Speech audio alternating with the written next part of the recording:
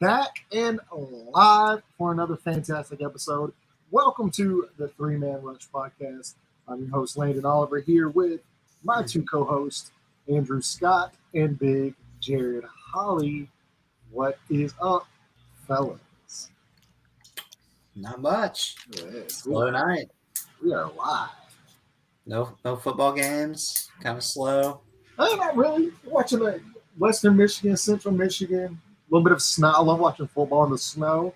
Seems like we're probably going to get a little bit of that in an NFL game this weekend. So, yeah. Just a little. Yeah, possibly. Just a hair. Oh boy, what a day! What a day! Well, I feel like it was a long day.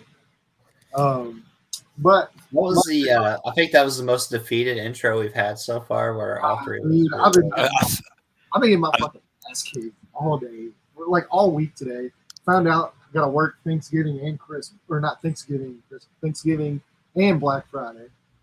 When I was originally supposed to have those off, so they kind of just put that on me last second. It's always great. Yeah, it's been one of those kind of days. It could be worse. That's true. I could not have a job. There you go. To be fair, what's our first game this like on the second half of this? Yeah, well, it's a thriller. Let me tell you. A barn burner. Oh yeah. Panthers and the Ravens. Here we Baker go. Mayfield versus his old nemesis, the Baltimore Ravens. Well, we'll take the Ravens. Yeah, this one's pretty. This one feels pretty simple. I don't know. I mean, Carolina's defense is fun to watch. At least the offense is miserable. Our boy J.C. Horn showing out recently. Yeah. Good ball. Yeah, it's always fun to watch J.C. play. Guy that we were very high on in the draft. Yep. Mark Andrews is supposed to be back in Brian Baltimore. Burns looking good. Yeah, it would be nice to see Mark Andrews back out there. Gus Bus is supposed to be back. Thank God. So I'm still I get sad talking about the Ravens, man, because it just makes me think about Rashad Bateman and what could have been. It breaks my heart that dude couldn't stay healthy, and that we now have to wait another year for the Rashad Bateman breakout. That will happen. It's going to happen. It will happen. It is going to happen. He just has to stay out there on the field. But I feel like his hype at the beginning of the year was very similar to San Francisco's quarterback that we didn't get a chance. Trey Lance. Trey Lance. Thank you, Trey Lance. I feel like Rashard Bateman's the hype train was definitely on. There's no on. That guy. I mean, he's not playing, so I don't hear his name. Now there's the guy. Here's a guy. Now here's a guy. Well, anyways, he was starting to flash. He was starting to play more snaps too. Like that was kind of the other thing too. When even at the beginning of the year, or once he got healthy, I don't think he started at the beginning of the year. I think he was injured at the very beginning. Correct? Like he missed the first couple of weeks. I think he played the first couple weeks and then he got hurt and then he came back. But because he broke off, he started off the year with like 2 50-yard touchdowns in back-to-back games or some shit. Like I remember the Miami game. He went off and on. So did everyone. It was gonna be a special season. It sucks. It has to wait for another year, but we hopefully get Mark Andrews back. We hopefully get Gus Edwards back, and I don't know. I feel like Lamar is about to really turn it on these last few games of the year, make the playoff push. The Ravens defense is getting healthy. They look really good. Roquan Smith. I mean, that defense is legit, man. They're going to be – the Ravens are a team. If I'm an AFC team, if Lamar starts to find his groove, I would not want my favorite team to have to play the Ravens in the playoffs. Especially if they get – like if any of their running backs can just get healthy just for like, I don't know, like at any point.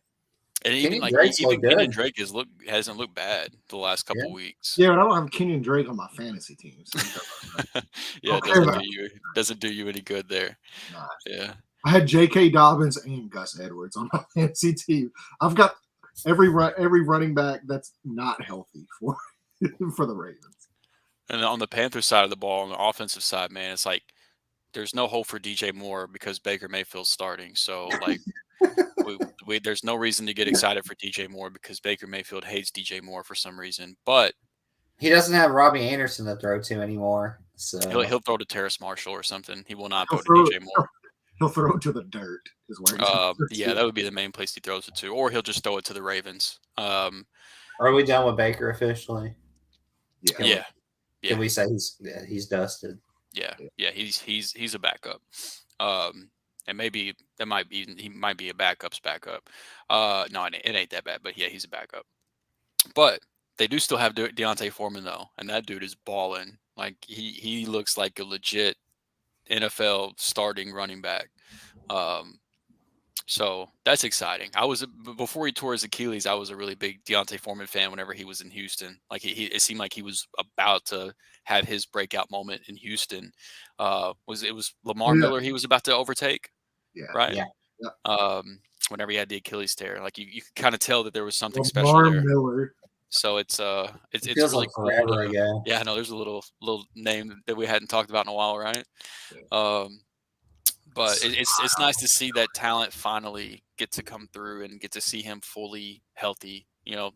5 years later, however long it's been now since he tore his Achilles.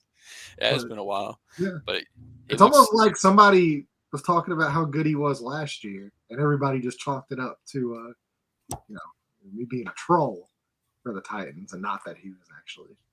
No, I was with you on him being good. I just wasn't with you on him being like Derrick Henry. Derrick Henry, I believe, leads the league again in rushing yards. If I'm not mistaken. Does he? Does he really? I think so. Does he also lead the league in carries by like 500? Because that would be on. I believe that too. Yeah. I mean, he should. To be fair, he should. Because Tennessee has no other option. So if there's a running back in the league if there's a running back that should lead the league in carries, it should be Saquon Barkley leads the league. Oh yeah, that makes sense. Especially since Saquon had such a huge week this week, and Derrick. Well, you talk about a guy that's getting ran. He's getting ran as much as Derrick Henry, man. He had 30-something touches last week. He had 35 carries against Houston last week. Derrick Henry has him by 4 attempts. Derrick Henry leads the league. So we're halfway through the season now, or a little bit more halfway? We're over halfway. Yeah. Yeah, we're like a week past, right? This week 10 that just happened, right? We're in week 11 now. So okay. Yeah, there's been 10 weeks. Yeah. Yeah, so he's got 202 attempts. And then Saquon, it's ridiculous. he's almost he's on pace for 360 something again. Saquon is at 198, and then Nick Chubb is 19 yards behind Derrick Henry, and he has 42 less carries. I believe it. 42 less carries, and he's only 19 yards behind. Those are averaging over a full more than a full yard per attempt. He's so good. He is. He's insane. He is very good at football. Derrick Henry's still good. So is Devontae Foreman. I agree with you guys. Didn't Atlanta cut Devontae Foreman?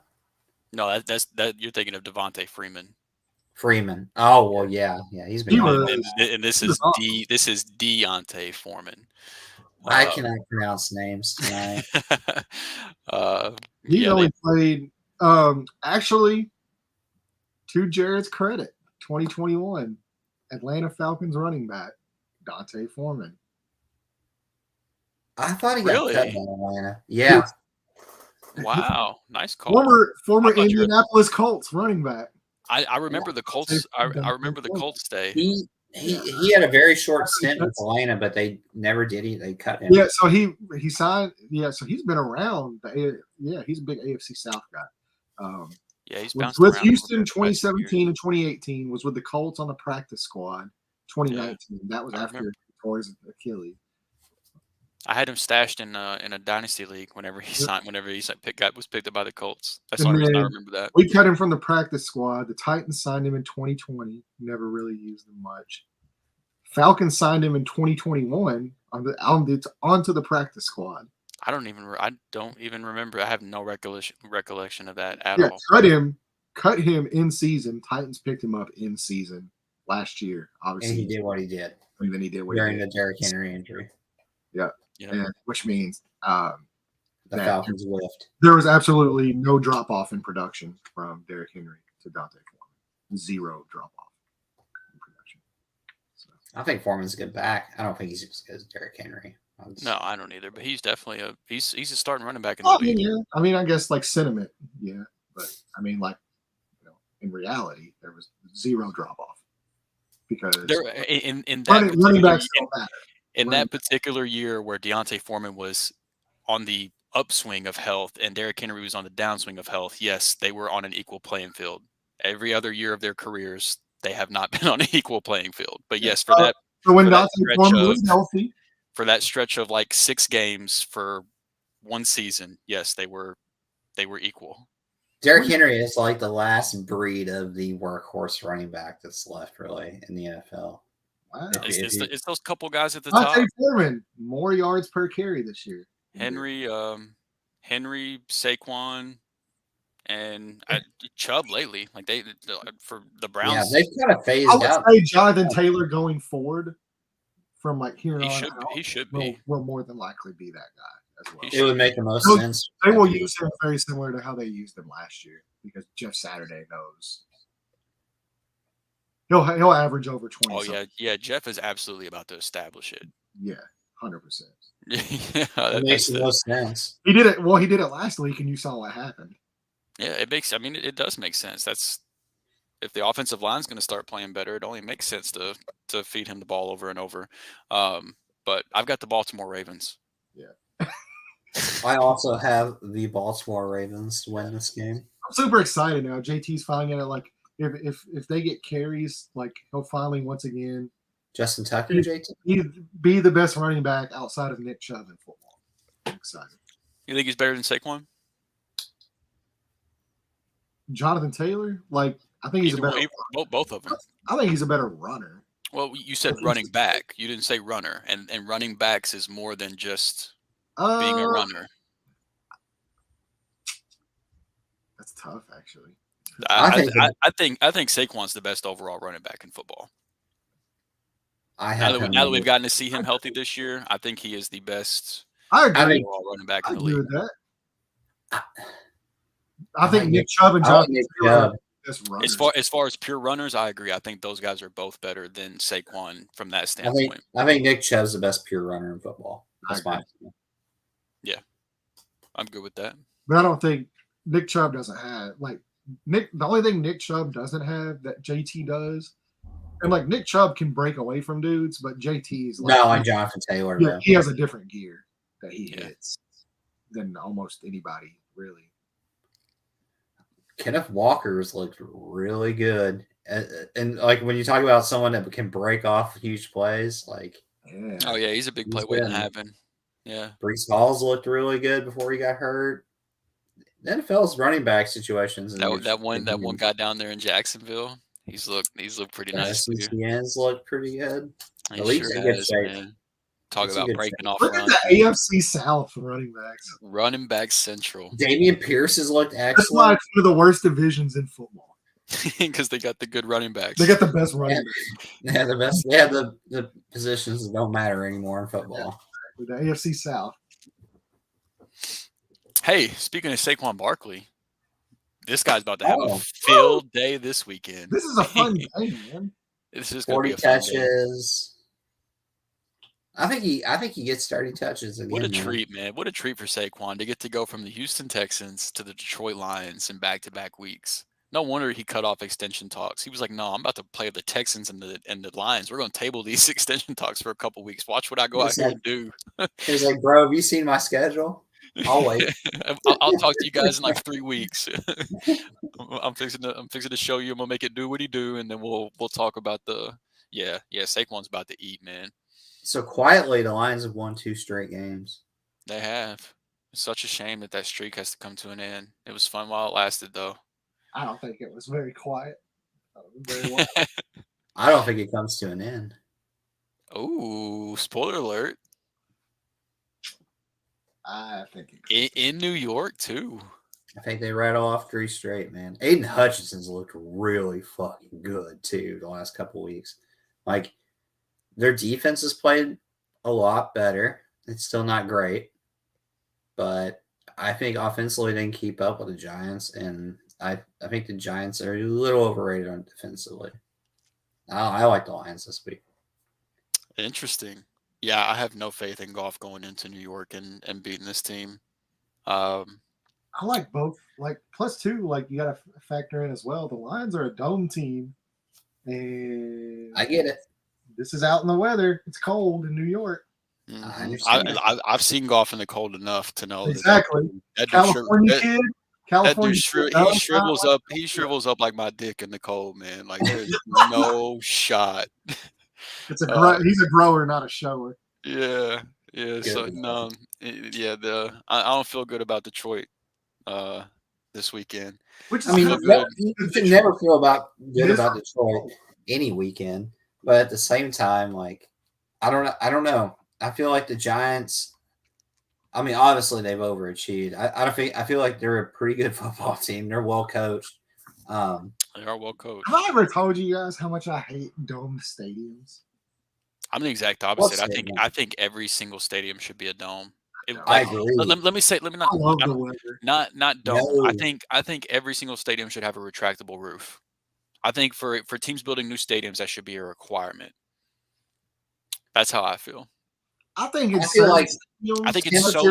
it's so stupid to have a field full of the best athletes in the world and then have a game be determined because the wind decided it was going to blow 30 fucking miles an hour that day. That's so fucking dumb. Or you play at Soldier Field and risk your life going out there just running, basically, because the conditions of that field are so bad. Every stadium should have a retractable roof, and it should be there should be not turf. Indoor too. Well, there shouldn't be turf on any of the field. It should be retractable roofs and natural grass. I love. You know how you get your way? If Josh Allen somehow gets hurt with just 3 feet of snow on the ground in Buffalo this week, they've already changed the overtime rule because of Josh Allen. They will mandate that every NFL franchise has a dome. They changed that overtime rule because of Jim Irsay. It's really interesting too because the Bills just announced their new stadium and the early makeup, like the early mock-up of the stadium is it's not a dome. It's not a dome. It's an open stadium. Because it's such a home field advantage. I wouldn't expect anything different from Buffalo, which it's weird. It's weird to say that though, because I don't feel like this Buffalo team. I don't feel like they're built to play. No. It really makes no sense with as much as they throw the ball. Yeah, it is a home field advantage, maybe because I guess. But I will say this: to their credit, is they literally have the perfect quarterback for bad weather games. Because he can just run the ball 30 times. Either that, or his arm can cut through any weather related problem. Almost any weather. He couldn't cut through the wind whenever they played New England in the regular season last year. There was nobody cutting through that wind. No. They got beat by the Patriots and they ran everybody from Massachusetts out on the field to touch the ball and run with it. Buffalo is proved too. That bad weather game at home. What happened against the Colts last year? Well, Jonathan Taylor went crazy on them. But that's the perfect example of what I'm talking about. The Patriots and Bills play each other in the regular season in that windy ass game, and the Patriots beat the shit out of them. Those same two teams just a few weeks later in the playoffs play each other, and it's still chilly outside, but it's a normal game from a win standpoint, and Buffalo beats the shit out of them. The only difference was the wind. Weather It's makes like, a difference, man. It yeah, does. I, If you look I, at, I mean, if you look at teams like the NFL too, like we watch. I I think most people at this point are more casual fans to sport than what they are diehards. Where like Landon breaks down film, things like that. I myself, like I love the game of football, but to me, I'd much rather see teams scoring 30+ points a game, and like it becomes shootouts, and you have Buffalo, Kansas City playoff games and things like that, and you're Mhm. more likely to have those scenarios in a dome than what you are in any kind of outdoor stadium. I agree. I want to see points too. I don't know. I want to see people overcome. I don't want it to become baseball, Landon. Like that's what I'm worried about. Like we're gonna have to see people out there juicing to cut through these wins of all these outdoor stadiums. Hey, I want all my athletes. I want all my athletes juiced to the gills. I want the best possible human performance. The best product you can put out there on the field. The best human performance money can buy. Give me deer antler spray. Give me whatever you need. Robotic arms, whatever you got to do. Just put them out there. I got the Lions. I've got the Giants as well. Oh man! All right, let's get this. We got a couple fun games to talk about on tap. There's a few fun ones coming up.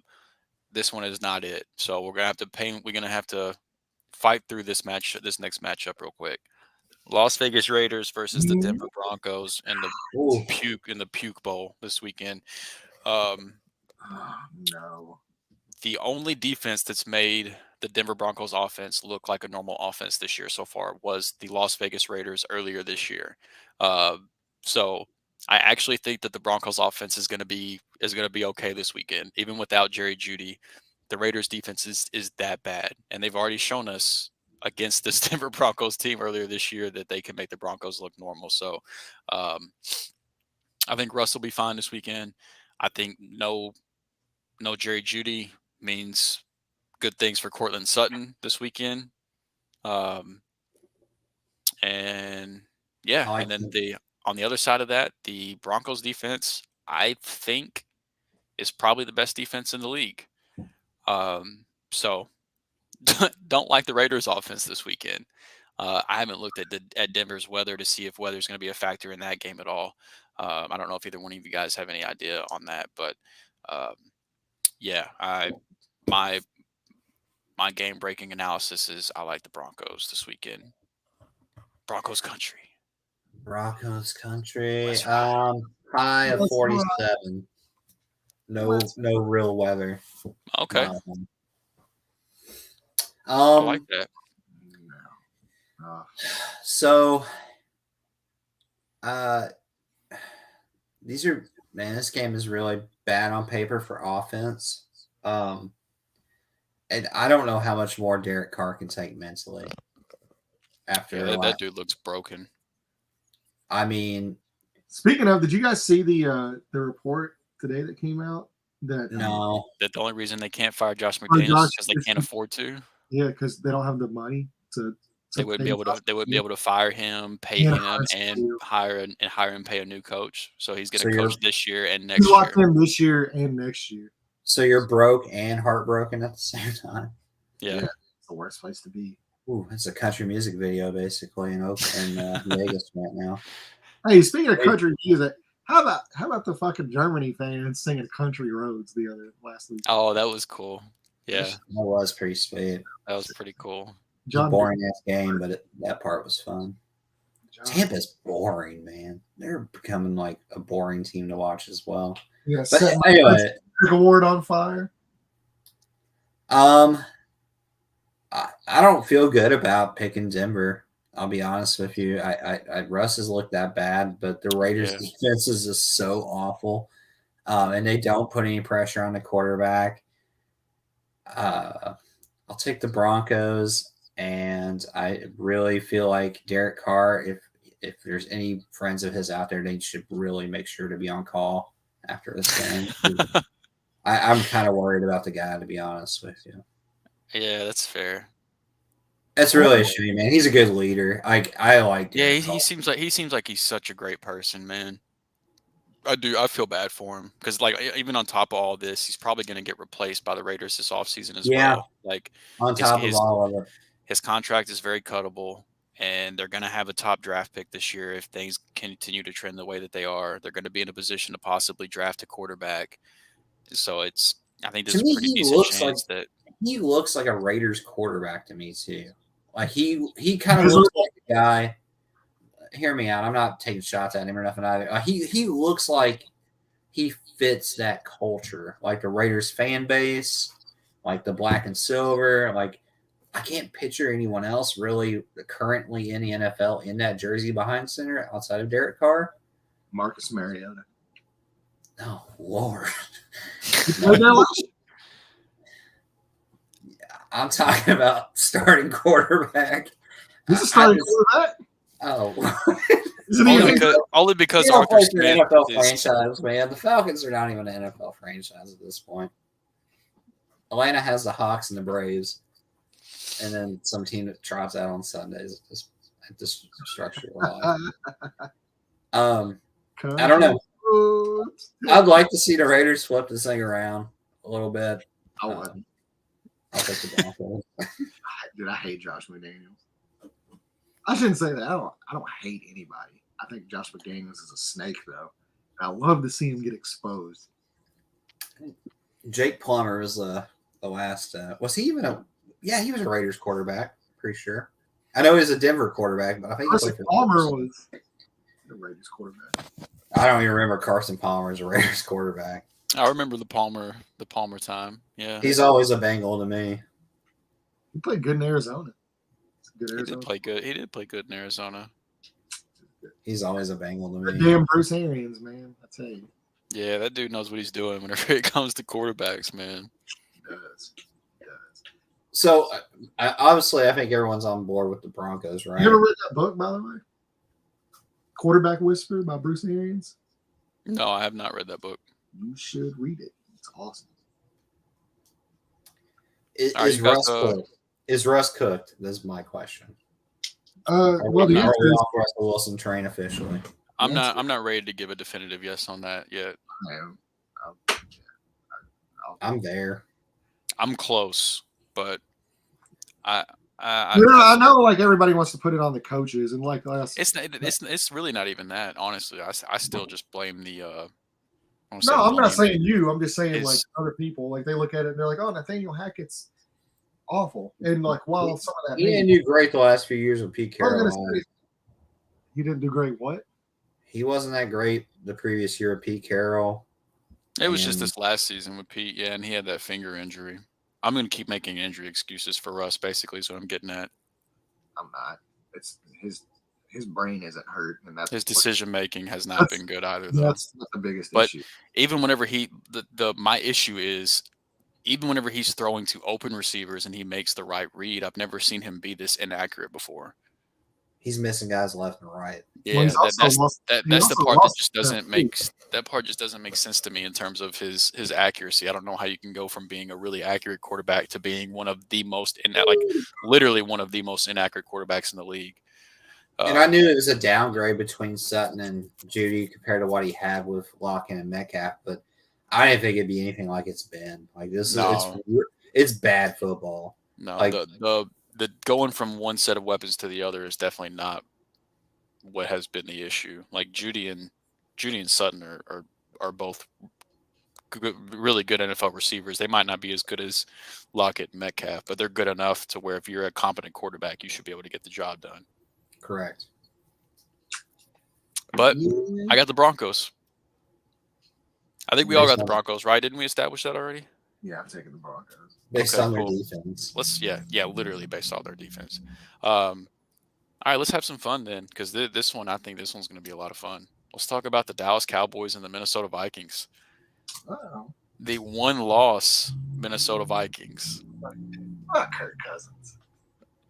Did you say fuck Kirk Cousins? How about Kirk Oh, how I was about to say, how could you say fuck Kirk? I like Kirk. I stood up for Kirk for years now. I was about to feel like that 50 Cent meme. What do you say fuck me for? I woke up, I saw you say fuck 50. I said, what do you say fuck me for? I think this is gonna be a really fun game, man. Yeah. I think last time I looked, the Vikings are only favored by like 1 or something like that. Like they're still not getting any respect. Nope. The Vikings At I don't home. think it's gonna be a fun game either. I think the Vikings beat the brakes off of Really? dude. I think it'll be a good game. It's a bad matchup for Dallas. It's a bad, like these teams, the way what their strengths and what they match up and what they do well is, like they don't match up well at all. This is such a bad matchup for Dallas.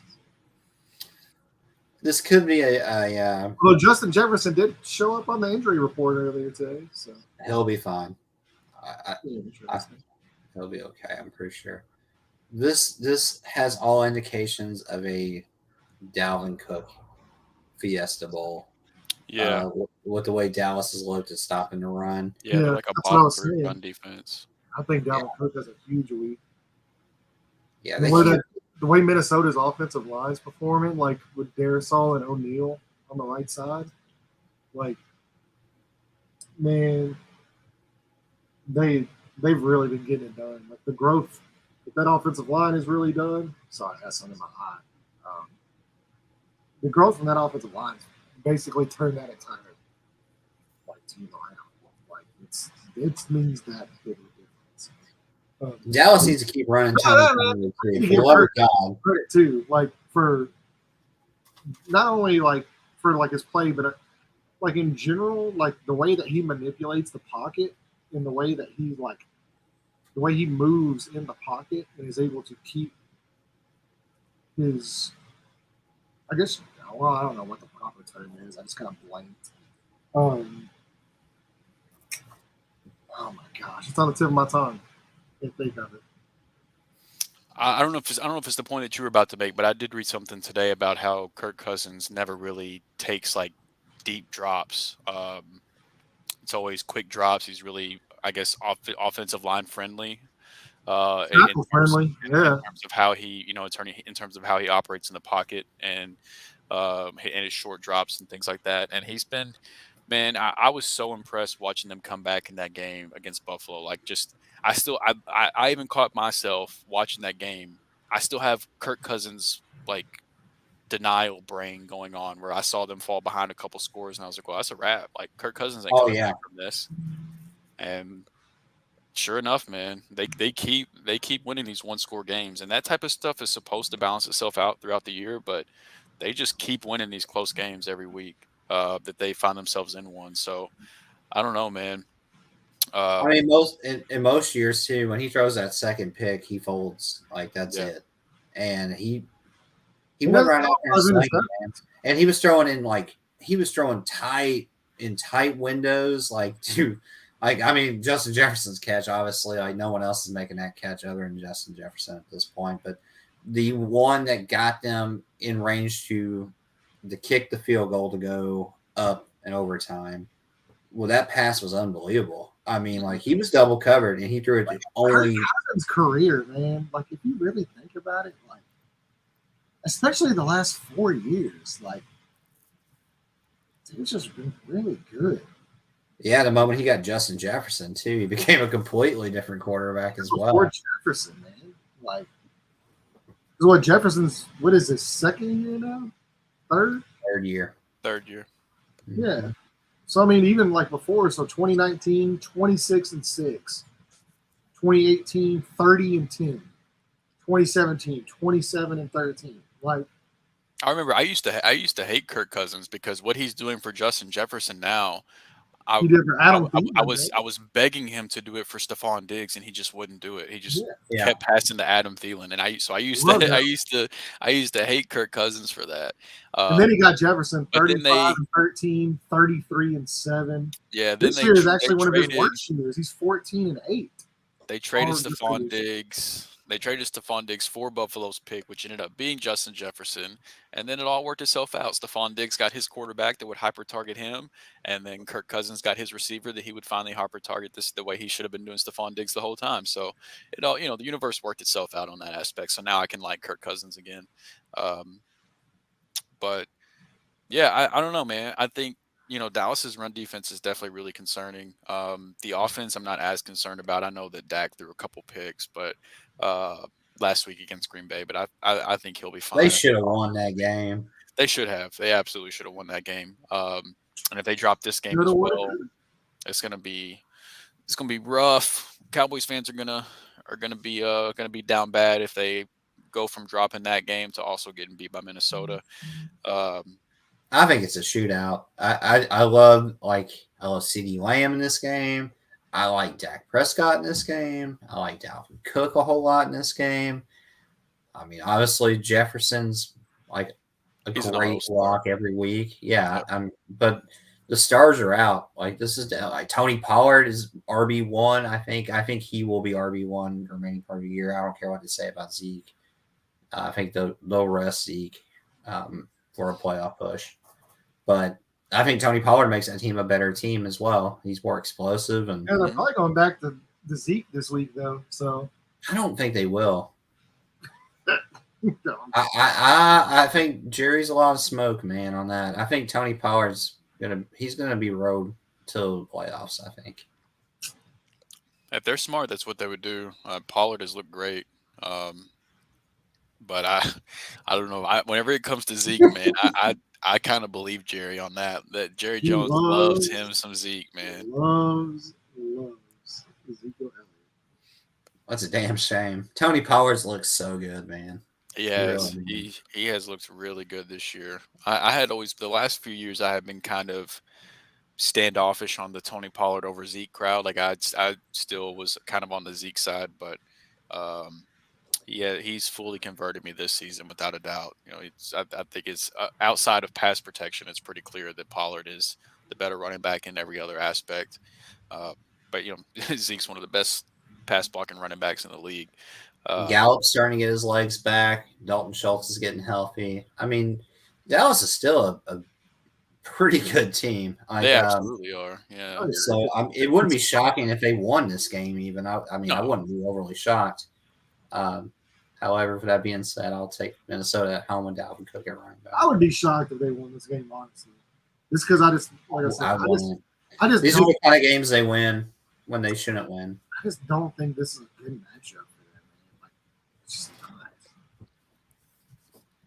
I think it'll be a good game, but I've got Minnesota winning this one too. I'll take Minnesota by 2 scores. Okay, there you go. By 2 scores. I'll take that bet. That in Minnesota, like it's funny because they've won so many games by like 1 possession, so it's really kind of going against the grain there. But I really do think that it's such a bad matchup for Dallas, like personnel wise. Not fun. One thing I'll say though, Dallas puts pressure on the quarterback as well. They didn't do it this last week. I don't know why. Of all the times not to pressure the quarterback, they decided not to pressure Aaron Rodgers, which made no sense. But not great, Bob. All right, Cincinnati Bengals and Pittsburgh Steelers, divisional matchup. Hey, TJ Watt's back. He sure is. Looked good last week. It's always great. Jamar Chase is still out. Yep. Yeah, I miss watching Jamar Chase play football, man. I'm so ready. Yes, just Joe Burrow. Yeah, They don't look like the same team without Jamar Chase. Like, I mean that's an obvious statement, but at the same time, you'd think with the firepower they have still that they'd be more dynamic. They kind of look flat altogether without Jamar Chase. Yeah. They were on bye last week, right? Yeah. Mm-hmm. So hopefully, the bye week they were able to regroup because was it the Browns game the week before that, or do they have a game in between that where they got embarrassed by the Browns on primetime? I don't remember if there was a game in between that or not, but It was a prime. Yeah, I think they played the Browns quarterback. Yeah, and then the week before that was the Joe Mixon come apart 5 touchdowns. oh yeah, yeah.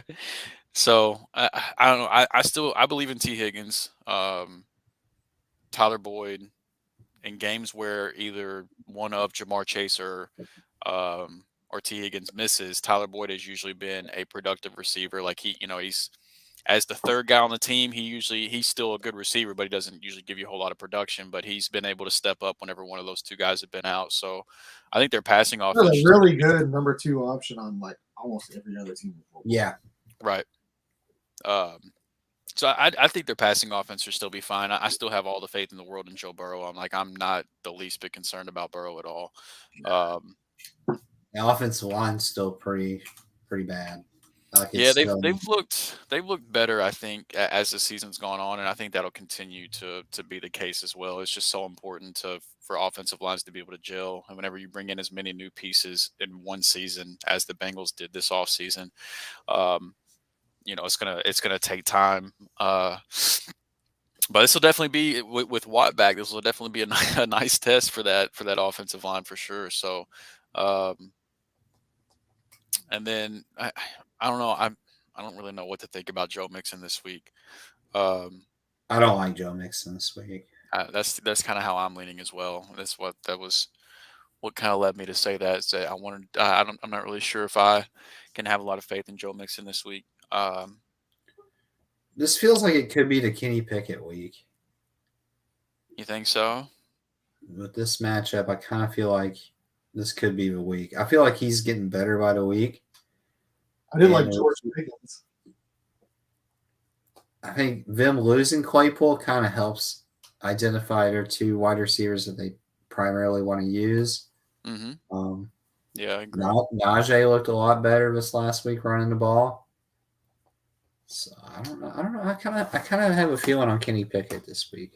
Sounds like you want to pick the Pittsburgh Steelers to win this game. I kind of want to pick the Pittsburgh Steelers to win this game. I kind of do too, to be honest. I do 3. I'm going to pick the Bengals, though.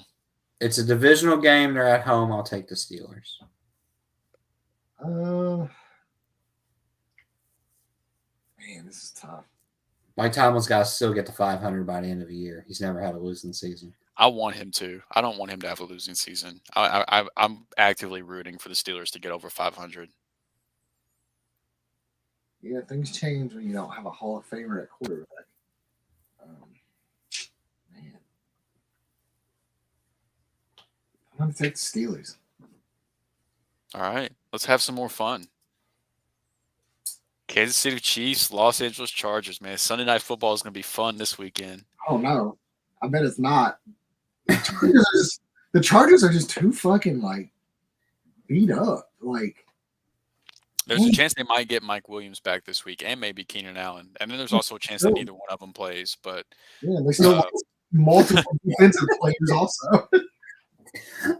If that's not like the most Chargers things ever. Yeah, they might get him back. They might play, or they might not play. They might not even be able to field a whole team this weekend. But I forget, dude. I swear to God, until I watched that game with the 49ers 7-9, I totally forgot Keenan Allen played for the Chargers. It's been pretty easy to forget here lately, man. Which is oh yeah. Justin Herbert made a throw in that game. It was so. I know exactly which one you're talking about. Just defies logic. Yeah, it was so stupid. I'm like, how? That shouldn't even be attempted. He completed it. He's playing a less superior defense this week, but a much more superior quarterback. Yeah, that Chiefs offense is. That Chargers defense is going to get railed. Yeah, I hope some of the Chargers weapons end up healthy so that this can at least have the possibility to be a shootout, because I don't think the Chargers can keep up if Mike Williams and Keenan Allen are out, because Gerald Everett's also hurt. So you talk about Josh Palmer, who's been very underwhelming this year, considering the opportunities he's had due to injuries. DeAndre Carter has overachieved. DeAndre Carter was the best pass catcher on that team last week. He's the best route runner they have right now on the field. Like he's their number one target. Yep. And he was playing special teams at the beginning of the season, which is a prime example of why we need to calm down with the Justin Herbert slander. And myself included, I need to. I can't believe it's been a tough year, man. Like, it hasn't been a tough year for him personally. He still looked good. He's doing the most he can with what he's got. I know, I know it, but the numbers are not what we thought they were going to be, and I think it's because we had such. I had him picked as MVP for the year, but I did too, man. I know. Well, this kind of there's nobody that can overcome this kind of injuries. It's really amazing their record. He's also hurt too. Yeah. He's also been playing hurt. That team is also second in that division with a winning record. I know. It's truly through all of those injuries. They need to be. They are very fortunate that the Denver Broncos and the Raiders really suck. Because if either one of them teams would have just been, if either one of the teams would have just been, okay, then they might not be sitting in second place right now. But they do deserve a lot of credit to still be in second place in that division, despite everything they've had to deal with. Justin Herbert is one of the top. I don't even care. Like at this point, he's one of the top 3 quarterbacks in football. And people can fight me on that, but I don't care. Like what? I'd have to sit down and look at it. I might fight you on top 3, but it would be close. He's one of the best quarterbacks in the league, without a doubt. I think it's a situation. If you take situations out of it that they're in and just put them as individual quarterbacks, like if I was starting a team, that's the way I always kind of look at it. If I'm starting a team and I have a choice between any quarterback in football. Are you talking about like for 1 year, or are you talking about like a long-term outlook thing? I mean, like if I'm starting a franchise, I don't really think of like age or anything into it, but let's just even say 1 year, or if I'm starting a franchise, where does he fall for me? And I'm picking Patrick Mahomes first. Yep. Josh Allen second. Yep. And then I'm probably taking Justin Herbert. It's hard to argue that. I mean, if we're just talking about like I want to go win a championship this year, I'm still taking Aaron Rodgers over him. I don't think I would consider taking Joe Burrow over him. I think that's about where it would be really tough to decide between Burrow and Justin Herbert. I think that's where I'd kind of draw the line, is at that point. Well, I mean, like it's hard to evaluate that because like we've seen what Joe Burrow has whenever he doesn't have all those weapons and a top 10 defense. And Joe Burrow still looked like a good quarterback. He's a very good quarterback. I agree completely. Yeah. I think he's a very good quarterback. I mean, I'm not saying I take Justin Herbert can do things that only like he's one of 3 guys that can do the things he does. He's also not perfect outside of those things too, though. He does make mistakes. He does make bad reads. If he's one of those 3 guys, Tom Brady makes mistakes. I'll say one thing about. I know, but we're only talking about the positives with Herbert right now. That's it. Right. If he's one of those 3 guys, if he's in that conversation with Mahomes and Josh Allen, if he's one of those 3 guys, he's not. Mahomes he's a distant third. Mahomes and Allen are up here by themselves. It's Mahomes and Allen. It's Mahomes and Allen and everyone else right now.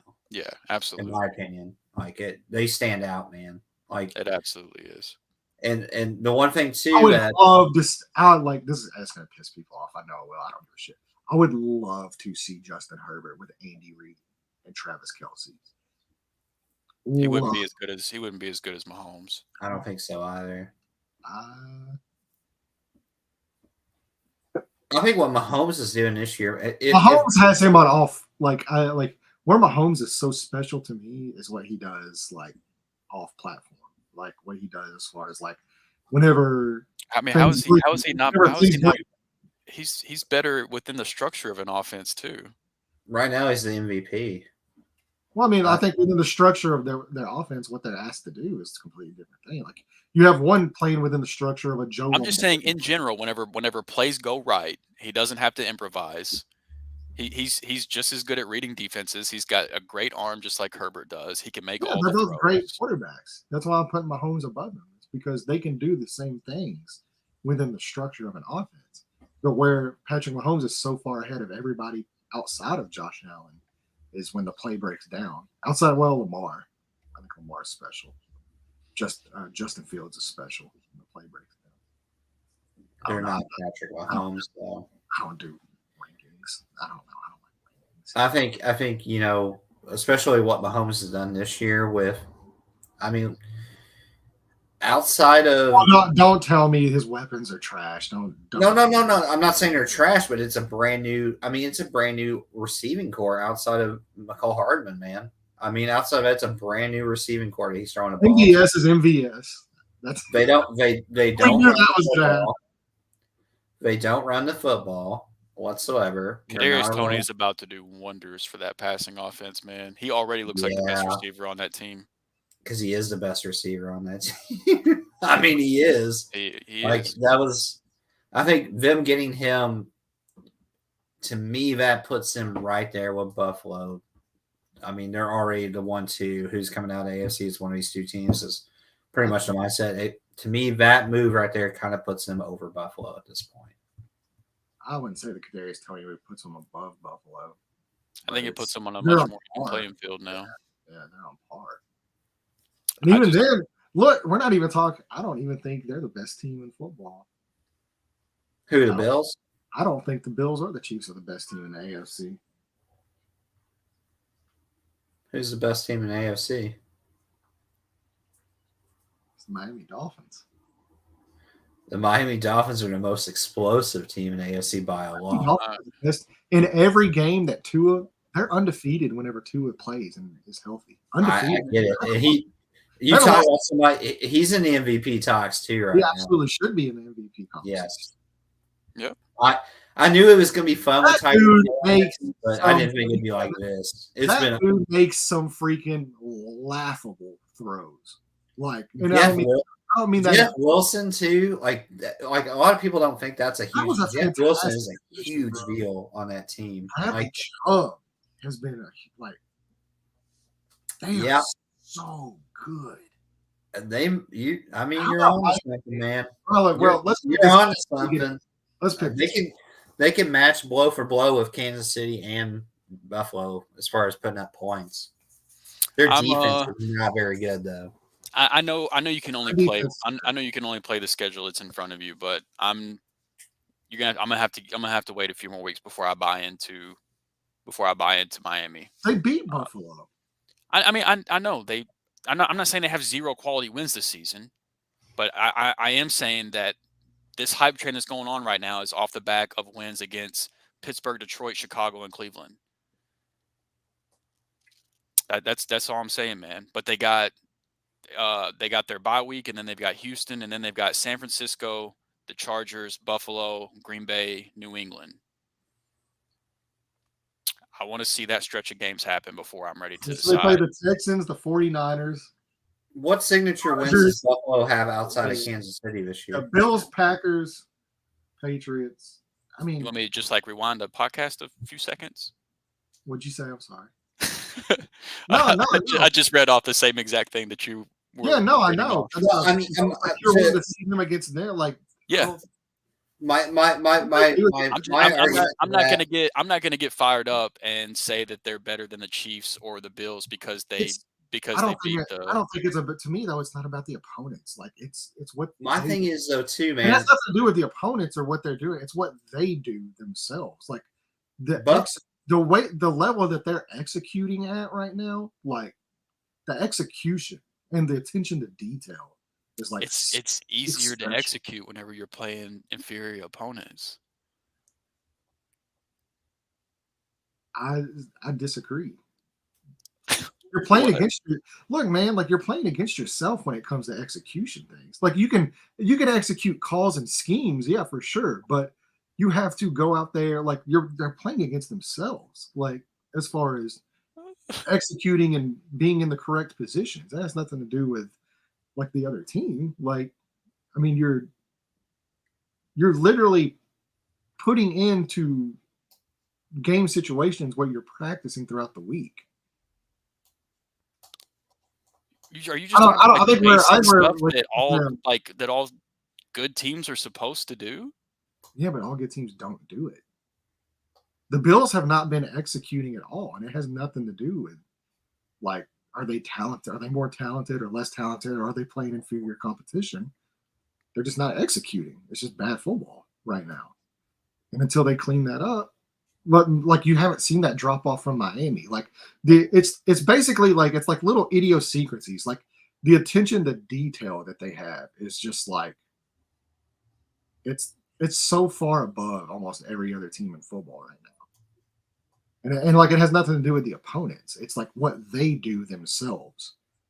I don't know if that makes any sense or not. I'm probably like galaxy brain in here. Like I'm not making any sense. But The thing that separates Miami from Buffalo and Kansas City is they will run the football and they can run the football. Where I don't know if Buffalo or I know for a fact Kansas City cannot run the football.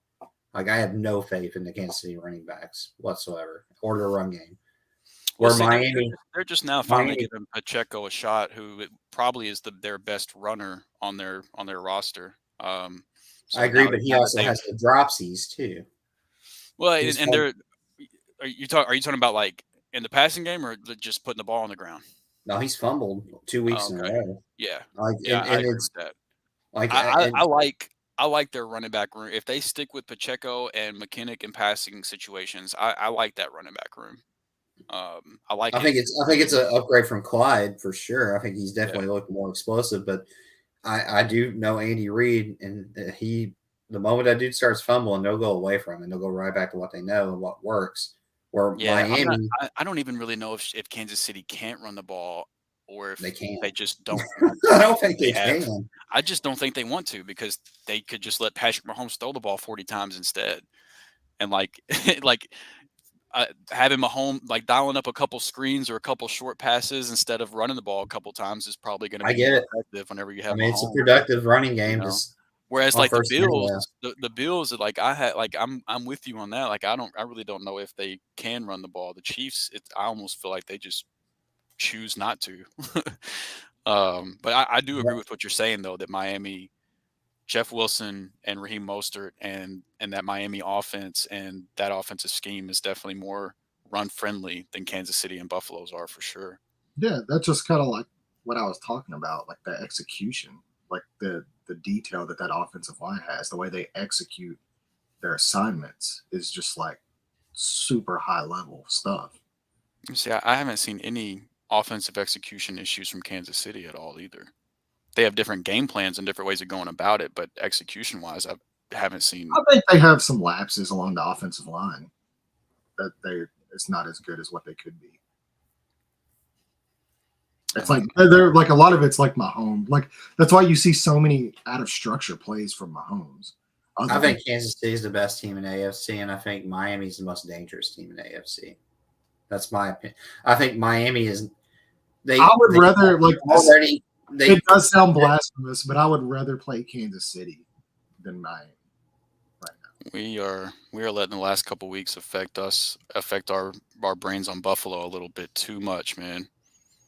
It's not. Oh yeah, like I'm still not off of Buffalo at all. I'm not, but I think Kansas City's a better team right now.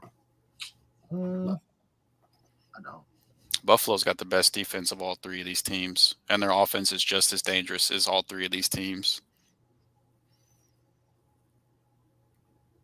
Yeah. I think we're being way too quick to all of a sudden just let these teams leapfrog Buffalo just because they've had a bad couple weeks. Yeah. I don't know. I mean, I don't disagree, but it's not to me. It's not about, like I said, it's not about like opponents or like the other teams playing bad. It has nothing to do with me not liking. Just because we're gonna see a Buffalo Miami is executing at a higher level than both of those teams. That doesn't mean I dislike both those teams. I didn't say you didn't dislike them, but I mean, you said that you thought they were the best team in the AFC, so therefore you think they're a better team than Buffalo. I think so. That's the only thing. I'm not saying Landon hates the Bills. Just You said that you thought the Dolphins were a better team than the Bills. Yes, right now I think the Miami Dolphins are the best team in football. I don't agree. I still think the Eagles are the best team in football. That's just my opinion. I would still take the Bills and the Chiefs. Those are the only two teams I would take over the Dolphins. I'm curious to see about how well Buffalo runs the ball this week, because they're going to have. You're probably going to get a good dose of it. If they're playing one of the worst run defenses in this game. football. Talk about this. Let's just. I'm going with the Chiefs. Oh, Chiefs.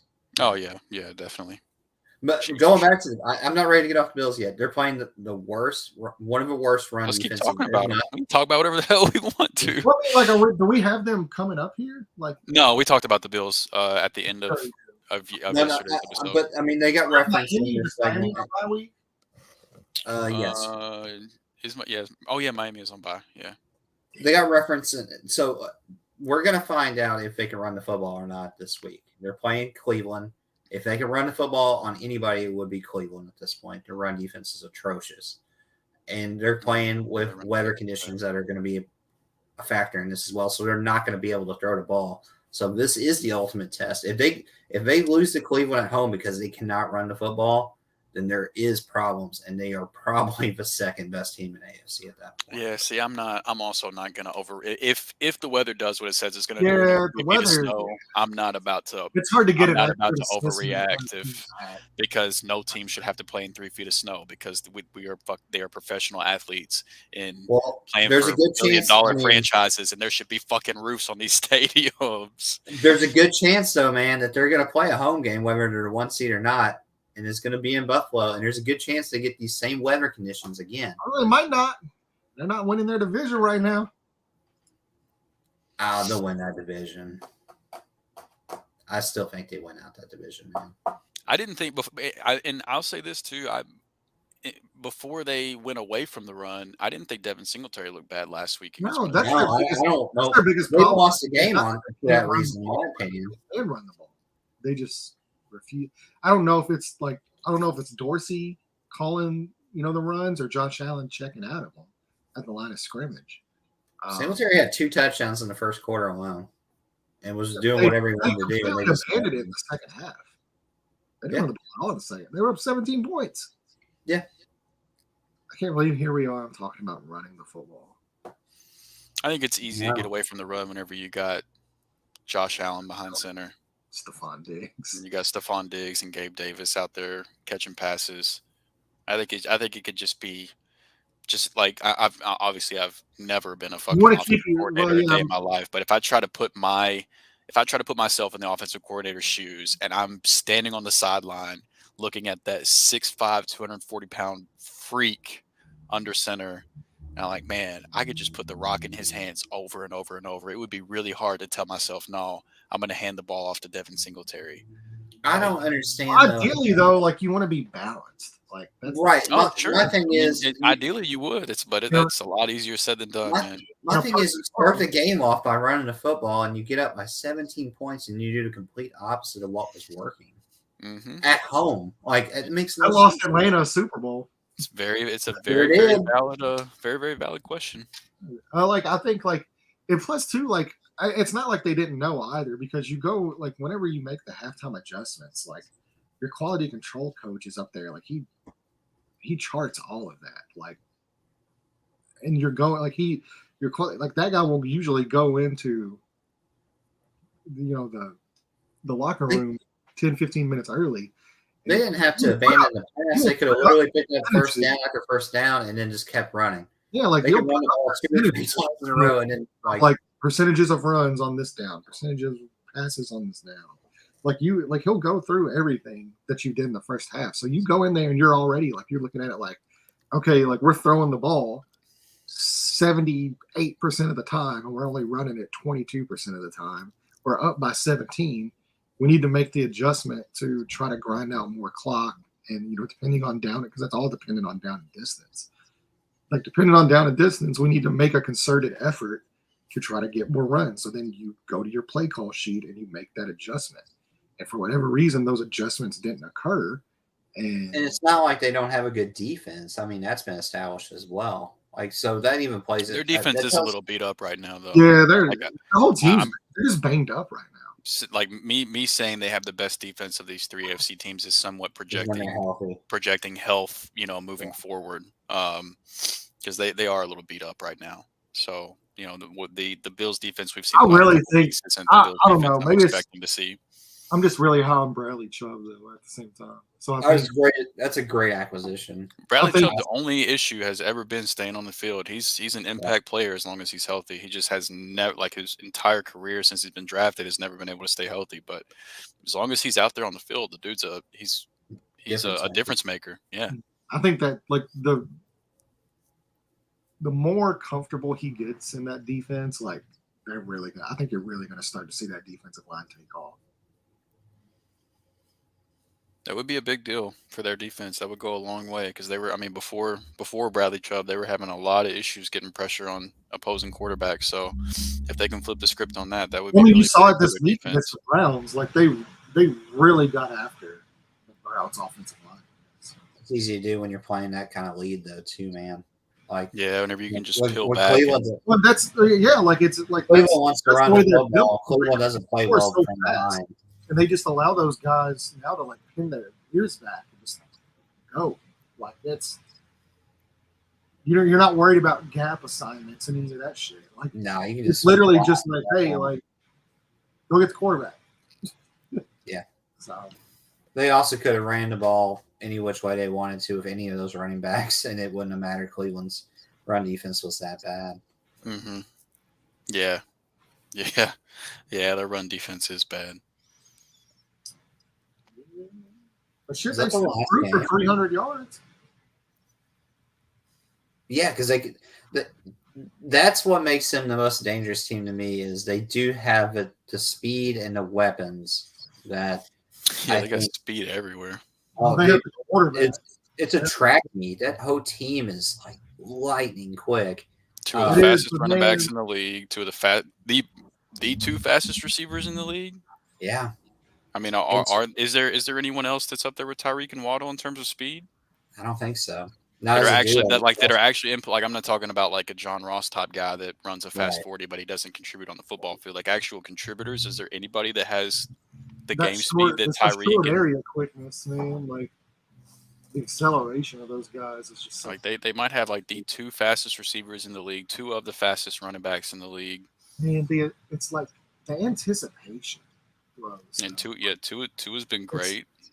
Wow. It's like some Drew Brees shit out there. His numbers are also coming off of missing 2 games as well.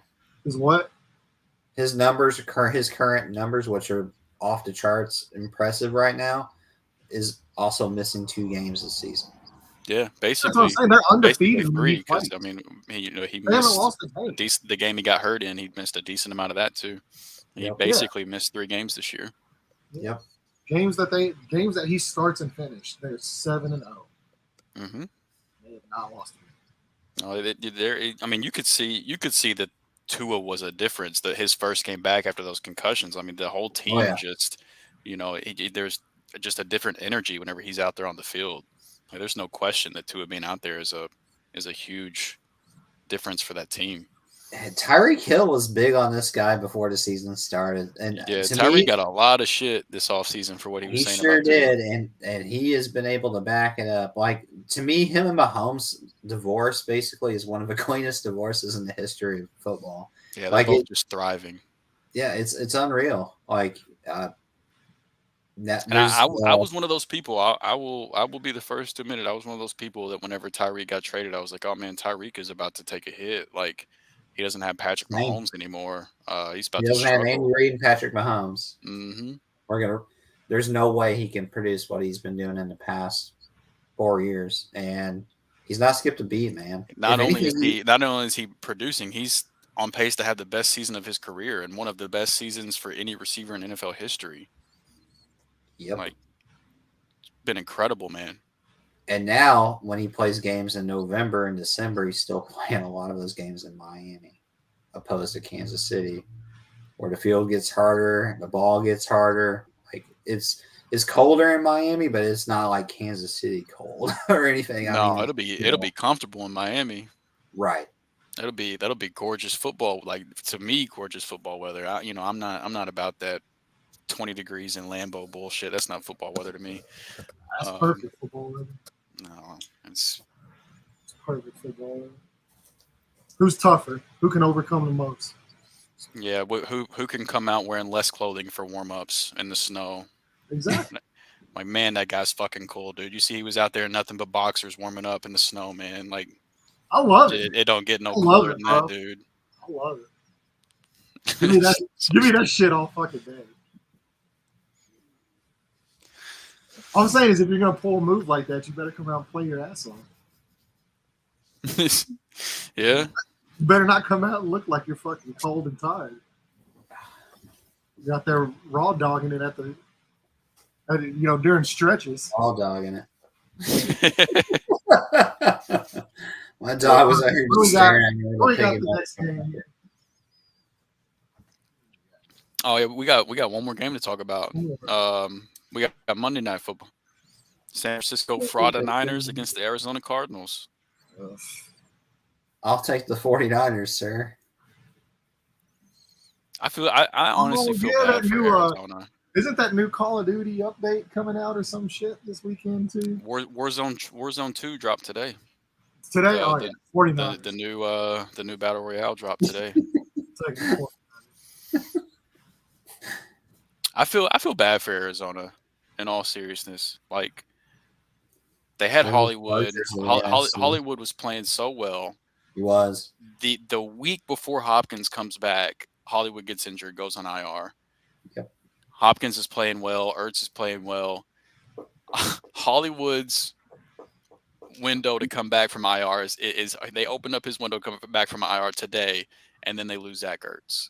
Yep. It's just like they are the NFC Chargers. Yeah, they just cannot have all their just to imagine and then on top of that, Kyler Murray, he didn't play this past week. There's still not any indication of whether he's going to play or not this week. And then James Conner, they haven't really had him, and he was good for them this past week. I was looking forward to the Cardinals this year, man. I had their offense seemed like it was going to be a lot of fun, but their pieces are just. There's literally not going to be a point this entire season where all of their weapons are going to be healthy together. Every single time it was about to happen, somebody went down. JJ Watt does not look like JJ Watt anymore. No. It's over. And it's a shame because he's never going to get that true one last push of his career that he deserves at this point. He took the money. He still deserves it, man. He took the money, but he also went to a much better situation with Arizona. Yeah, whenever he signed with Arizona, they were supposed to be like a contender. This team last year they had the best record in football through the first 10 weeks of the NFL season last year, and now it looks their season is not as bad, but it's very similar to the Raiders as far as the decline that they have been on this year. It's very Raiders-like in a lot of ways. Yeah, they've been trending kinda up here lately. Like if they could just stop dropping bodies, I think because the defenses look better the last couple weeks compared the defense was a dumpster fire the first few weeks of the season. The defense has started to look a little bit better. But man, I mean, whenever you're playing against a quarterback that's 10-2 in games where he doesn't even throw a touchdown, it's tough to beat teams like that. So yeah, that's unreal. That's an unreal stat. It might sound unreal, but it is very, very real. The biggest fraud in the NFL, playing on the biggest fraudulent team in the NFL.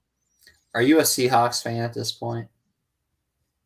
Yeah, absolutely. I would much rather see I was thinking about that last night. I almost made a comment. I'm like, I wonder if Drew's a Seahawks fan for the remaining part of this year. I would much rather see them win the division than I'm basically just a 49ers hater at this point. I'm preying on their downfall. Like I wake up like, man, today's a great day to be a hater. Well, your only hope at this point is the Seahawks because Oh no, I'm really not all that worried. Even if they do win the division, I'm not that worried. They'll get exposed in the playoffs like they always do. They'll choke. They will find themselves in a situation where they will have to depend on Jimmy Garoppolo to make a play, and he won't, and they will lose, and then everything will be fine. What if they win it all, man? You won't hear from me for a while. That is my worst nightmare. Jimmy literally sticks it to them. That is it's not just the 49ers win the Super Bowl. It's the 49ers led by Jimmy Garoppolo winning a Super Bowl. That is my worst nightmare. That will defy everything that I know about football. And they beat Josh Allen in the Super Bowl. Yeah, like a shootout or something. No, they beat him. Jimmy Garoppolo throws for 6 touchdowns and 400 yards. They beat him 49-13. Yeah, that's my nightmare. Whenever I go to sleep at night, and if somebody was to ask me like, what's the scariest thing you could possibly have a nightmare about tonight, it would be that. Like that's at the top of my list. I absolutely hate the 49ers, man. So I'm picking the Arizona Cardinals. I'll take the San Francisco 49ers. Yeah, I'll take the 49ers. Which, if Kyler Murray doesn't play, then I'm gonna take the Cardinals. I don't give a shit who's playing quarterback. Okay. I will not be picking the 49ers or the Falcons to win another game this year. On principle, unless Desmond Ridder starts. There's a good chance the Falcons may not win another game the rest of the year. I could end up being pretty on point with that just because the Falcons suck. I want Arthur Smith to win the Super Bowl this year at this point. Yeah, that's not happening. No, I really ain't got to worry about that. Yeah. There is no reality where that fucking happens. I think you're safe. I think you're safe from both of your fears. I agree. I don't think you have anything to worry about either. I don't think so either. Even as much of a mess as the NFC is, I don't believe the 49ers defense is as good as it looked at the beginning of the season.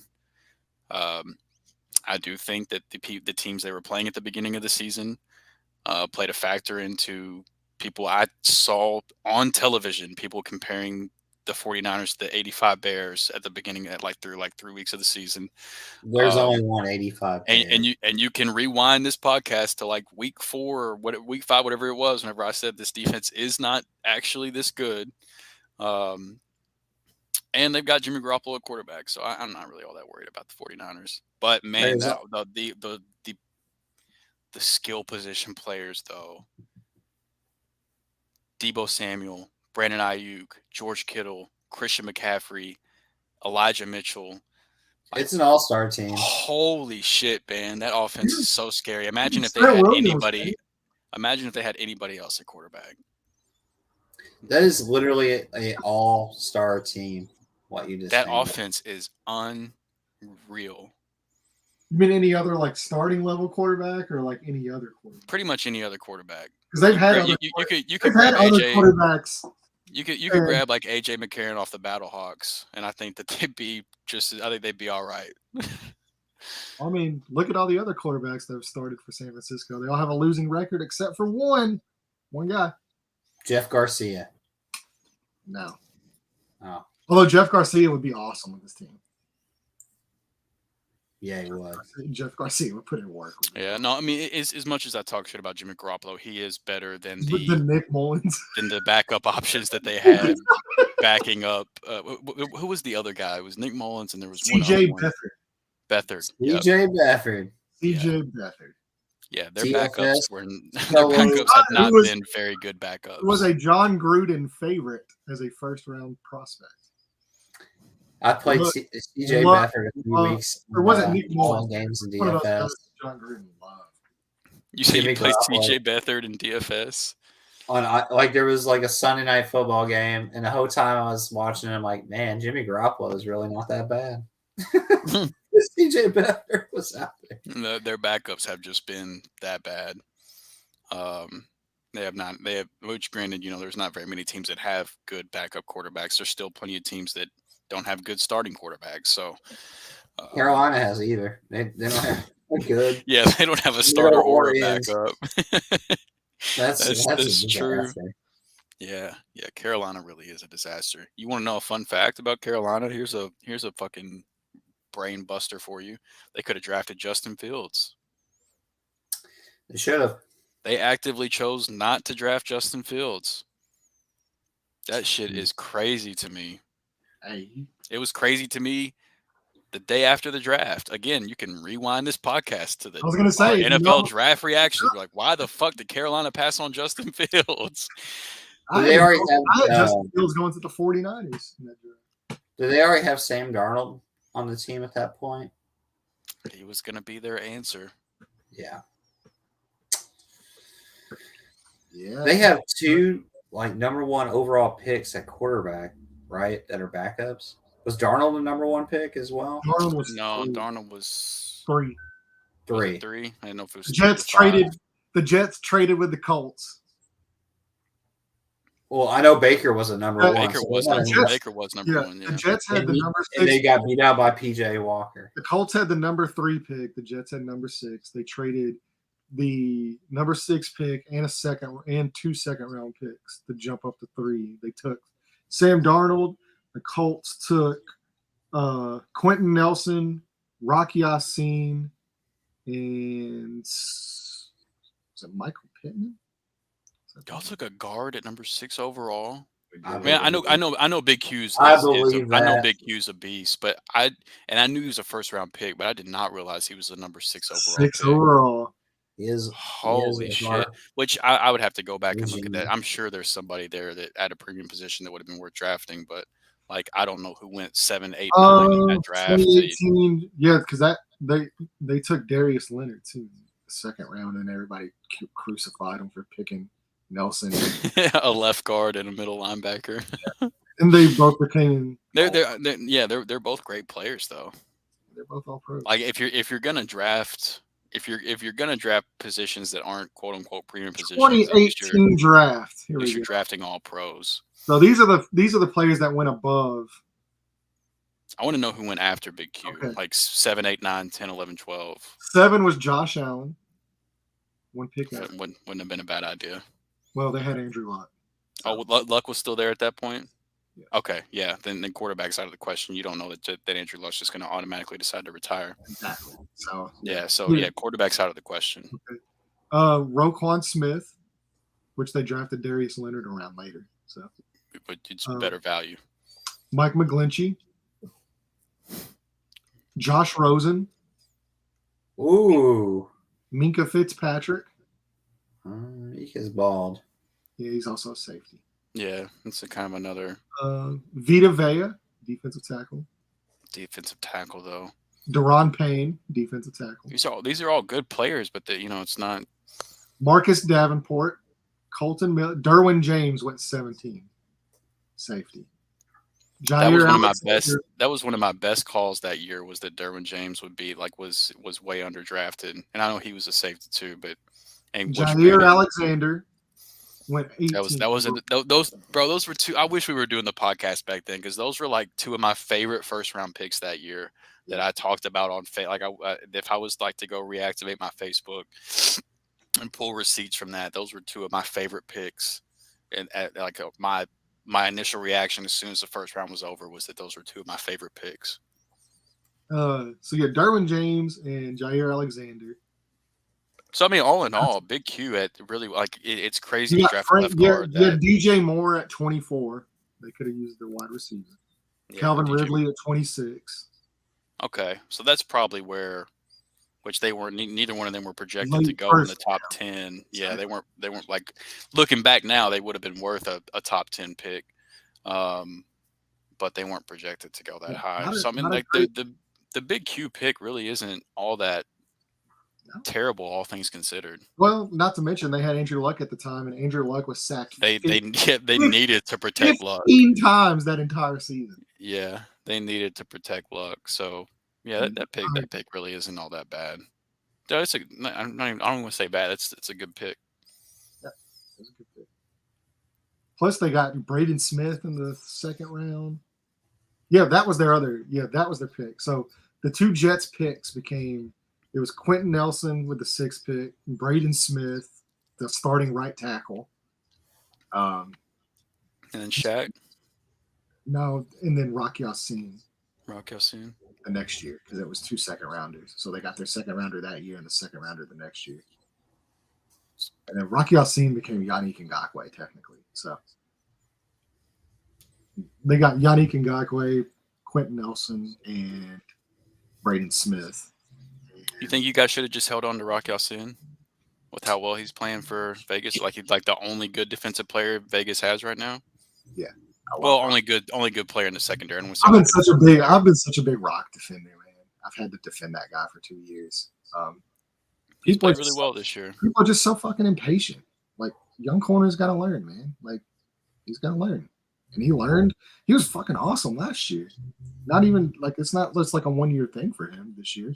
He was great last year, but I mean to be fair, I mean like we're not. How's really, Ngakoue been doing? I haven't really paid much attention to him this year. He had a rough go of it, like the first like 6 games or so, but he's kind of catching on. Like he's a rotational player. He is, and like I know it sucks to say that. Like he's a rotational. Yeah, that's not what he was that's not what he was projected to be. At least not coming into the league.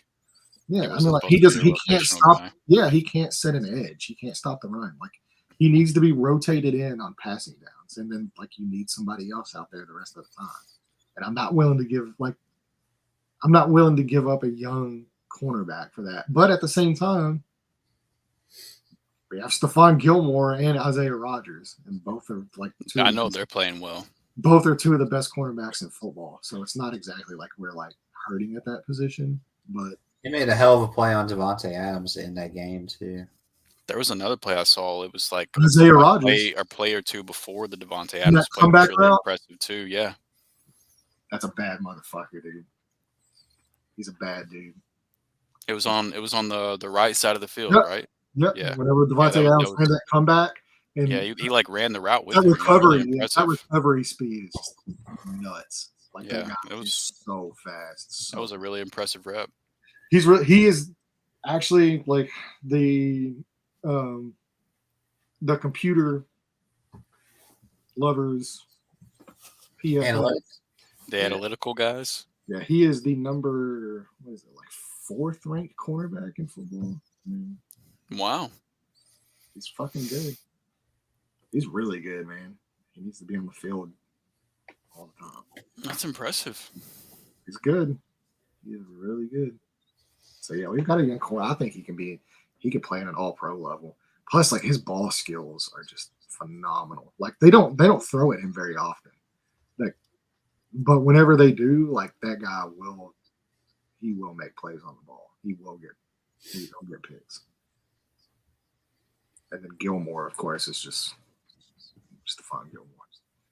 Yeah, he looks like the Stephon Gilmore that we've known and loved. He's good. The Colts, I believe by like points per game, the Colts have the number 4 ranked defense in football right now. You can definitely win with that. Which you can't win with that offense. Yeah. Woo! All right. All right, so we're done. We get to talk some DFS in a couple days. I'm excited, man. I really missed it. I really missed it last week. We've been nailing a lot of the calls too. I feel like the whole reason that I had a bad week in DFS this past week is because we didn't get together and talk DFS. Yeah, I truly didn't do a show. We talked it out. Like man, we hit really well 2 weeks in a row on picks. Yeah, we had two heater weeks back to back. Mm-hmm. Oh yeah. Week 8 and 9 were very good to us. So have you looked at the slate yet? I have, yeah. I've been doing a little digging. I know we're going to do a show this week, so I've kind of started to do a little digging. You want to do a little teaser? They might not even play a game in Buffalo. Are they talking about canceling the game for real? Not officially. This is coming from the Weather Channel. The newest HRR model has 70 inches of snow falling in less than 24 hours south of Buffalo, New York, shaping up to be potentially one of the most extreme snowstorms in U.S. history. 70 inches in less than 24 hours. That would be the only way the Cleveland Browns can stop their anybody's running game is 70 inches of snow. Buffalo still won't run the ball. They'll still have 50 pass attempts. So can I go ahead and give you like my gross stack of the week for DFS this week? Absolutely. Daniel Jones and Wan'Dale Robinson I don't playing hate the it. Detroit Lions.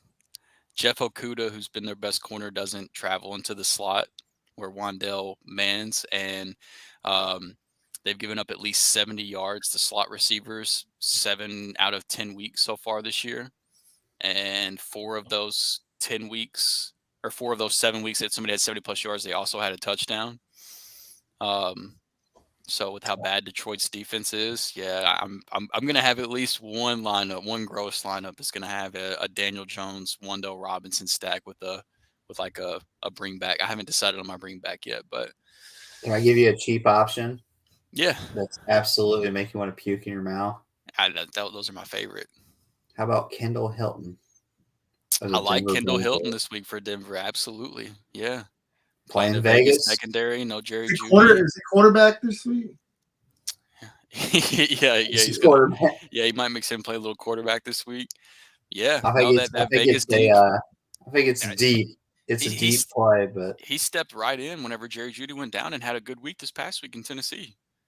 We got to pay up for Barkley and studs, man. We got to find some value. Yeah, Barkley's gonna be very popular, but I mean he's in a great spot. Yeah, Saquon's in a great spot. Who's Houston play this week? Washington. So Brian Robinson? Fire up Brian Robinson. Fire up Antonio Gibson. Is J.D. McKissick still hurt? Yes. Yeah. There's only 2 to worry about. I'll have Brian Robinson and Gibson in separate lineups this week for sure. I like Robinson because he's getting the goal line work. Houston, I think that's a good play. Yep.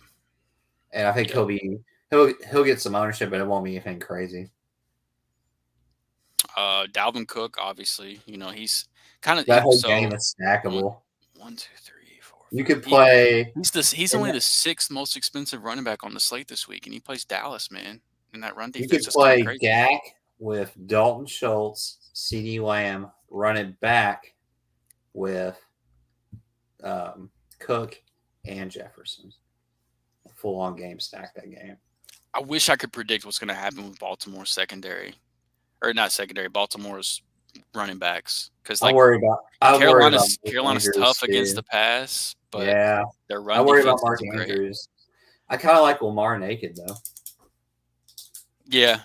Carson I can see Lamar by himself. Cleared to practice and starting to throw. Taylor Heineke officially named. Taylor Heineke's going to play this week. Going to start this week. Yeah.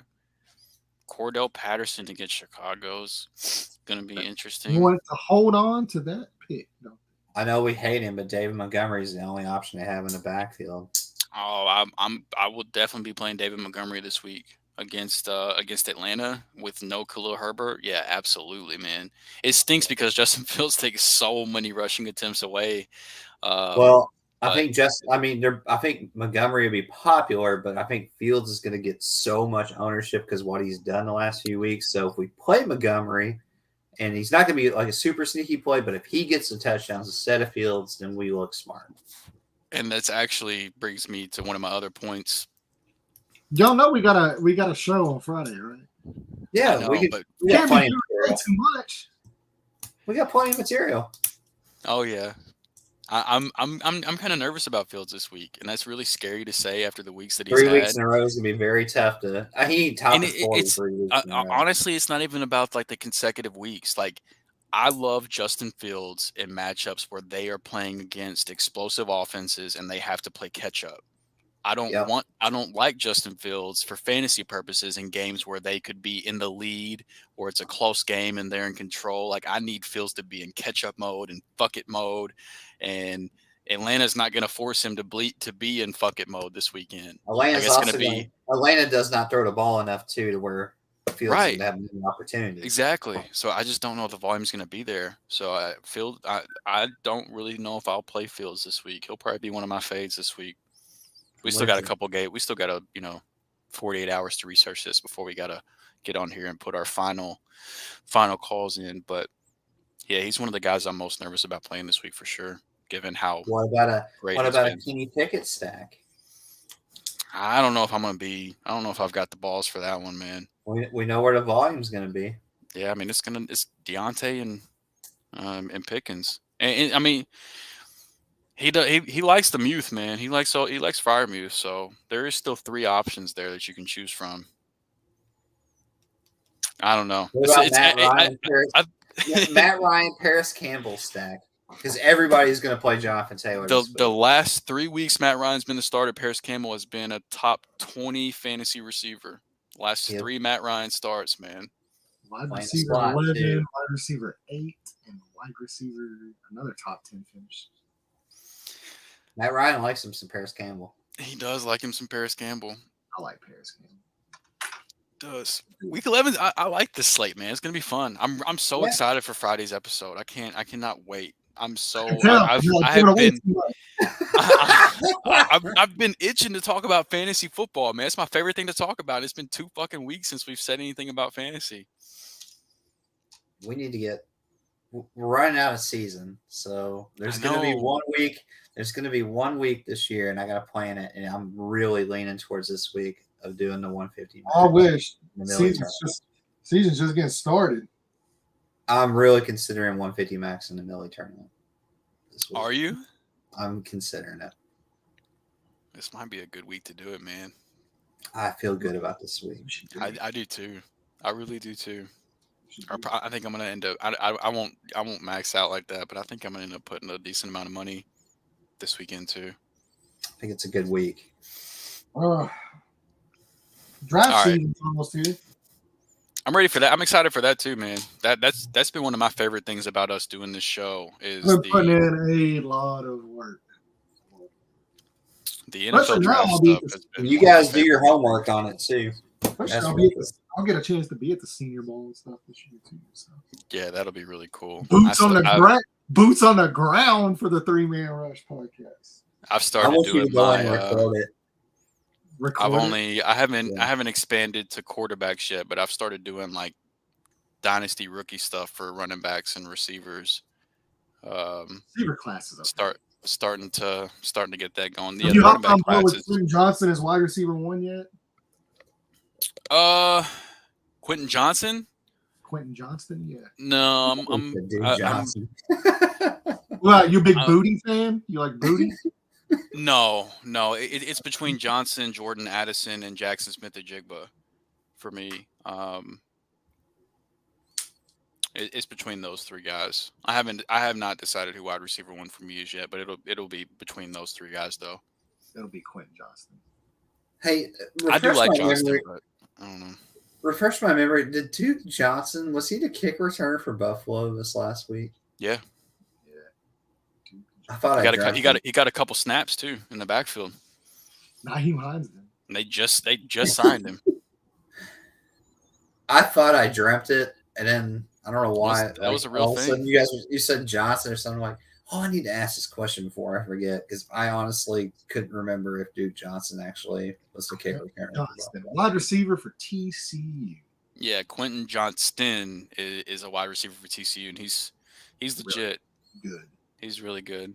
But so is Jordan Addison with USC, and so is Jackson Smith. We hadn't got to see Njigba a whole lot because he's been hurt this year. But best wide receiver in the nation, not even draft eligible. Marvin Harrison Jr. Is Marvin.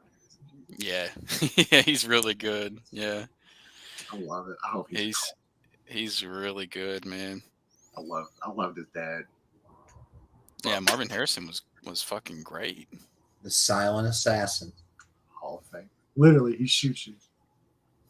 He will kill you. He will literally kill you. I love Marv, man. He's one of my favorites. Yeah, his son's a fucking baller. He's been making some unreal catches every week. He's been the biggest benefactor of no Jackson Smith-Njigba out on the field. He's just been out, which not to say he wouldn't shine with him out there, but just the fact that he's not out there taking JSN's taking a backseat to that dude. Like, yeah, there's no question. He's not. Which is crazy because Garrett Wilson and Chris Olave were taking a backseat to to JSN last year. JSN is right. Like we see how great Olave and Garrett Wilson have been in the pros. Yeah, but their games outproduced translate better, like because they're like JSN's more of like. Well, JSN's game can also translate. It just depends on his landing spot and if somebody's going to use it in the correct way. Him outside. Like he's more. You don't have to line him up outside for him to be a great NFL receiver. He doesn't have to win outside. Yeah, but if you go 2 wide receiver sets, he can still be out there. But there's plenty of teams that run 3 receiver sets, like an enormous teams percentage run 11 of more than ever. But if you're like I said, like if you're running like. Running 12 or 13 personnel, like I'm not worried about the handle. That guy's probably not going to be out on the field for you. He's going to be a first round pick, and if somebody invests a first round pick in him, they're not going to be like having him off the field for like they're going to be running 11 personnel a shit ton. I would assume, like surely if you're making that draft pick, like John Ross was a top 10 pick, so they're not even in the same universe of talents though. First round, he's such a better player. I'm not a huge. I think he's okay. I think he's a decent player. Oh, he's so much more than okay. Not a first rounder. So, all right. You don't think he's the first round player? Not for me. There's not really too many first round wide receivers in this class, honestly. I think Addison. Man. There's definitely 3 for me. Addison, Johnson, and then like that's probably it. And JSN's a first round receiver, man. I think he's second round. I wish he wasn't. His injuries, where he's out here getting disrespected. That's not disrespect. The second round is a good play. That's a high pick, man. It's a disrespect for JSN, man. That's how good he is. Pick, man. Nah, he's a first round talent. Hey, shit, that dude's. I'm not saying he's a bad player. No, you just disrespected the shit out of him. You might as well have said that he's going to go undrafted. Out here comparing him to John Ross and Jesus shit. Christ, man. What is this, Twitter? You're on Twitter right now? I like apples. So what you're saying is you hate oranges. You hate oranges, yeah. What am I saying about that? That's like... Jesus Christ. The first time I read that, I'd never read anything so accurate in my life. It is. That sums it up. That's so spot on the internet and how things operate. Well, the internet's about to get more interesting, and we're not going to bring that up on this show. But no, we don't talk about that on this show. But just give it a few weeks. Oh, brother, I'm ready. I love it. I give me some chaos. You really want a hot take about him? I think he gets picked behind Jalen Hyatt. I mean, it wouldn't really surprise me if that ends up happening. I don't think it would be the right decision, but I think there's like Jalen Hyatt could sneak into the end of the first. Quentin Johnston's going to be the first. Johnston or Addison will be the first. It'll be Johnston or Addison first off the board. So like those two will go in the first, I think. Then everybody else, man, like I can see going into the second round, like early second round. Unless somebody at the back of the first, is wide receiver. But because I mean, you got Booty, Kayshawn Booty from LSU. What round is the Wu-Tang Clan going in? First overall. They would be 101, 100%. They're not nothing to fuck with. No. Wu-Tang Clan ain't nothing to fuck with. No, dollar bill, y'all. Chambers. Green. I'm wooing out, boys. Yeah. Woo. Right. Yeah, we've been done with this episode for like we were at like the 1 hour mark whenever we were finishing up the last match. That's what's good about going live though. Nobody can tell us when to stop. Yeah, that's true. And that little viewer count's been at 0 for like 45 minutes anyway. So. And that was only because Drew probably closed out of his YouTube browser. No, I actually didn't have mine open at all on this episode, so it wasn't me this time. It wasn't me either. So somebody was. Somebody was hanging out for a little bit. All right, man. Let's get out of here. Get off here. Yeah, I'm gonna read my book and then eat some Cocoa Pebbles. I'm gonna skip all that. Dinner of Champions. Yeah. All right.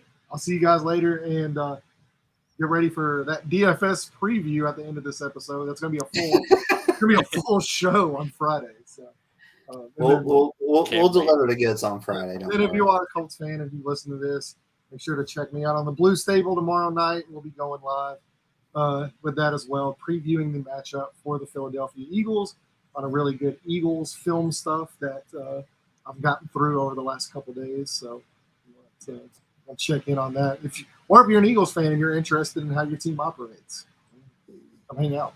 A lot of good stuff. So, all right. Thank you guys so much. We'll see you on Friday. Later, guys.